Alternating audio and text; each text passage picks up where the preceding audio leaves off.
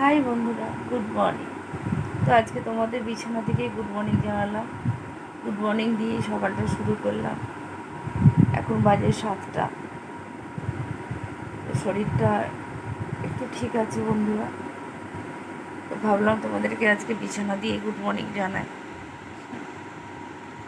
ছেলেটাও ভালো আছে, আমিও ভালো আছি, কিন্তু ওই হাতের ব্যথাটা কমছে না, ভালো লাগছে না কিছু।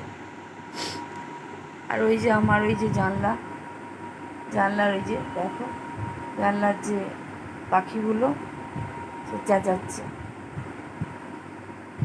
পাখিগুলো সব দেখতে পাচ্ছ, জানলাটাও দেখতে পাচ্ছ,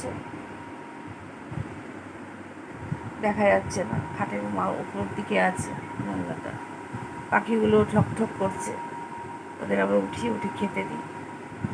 চলো চলো বন্ধুরা, টাটা, পরে কথা বলছি।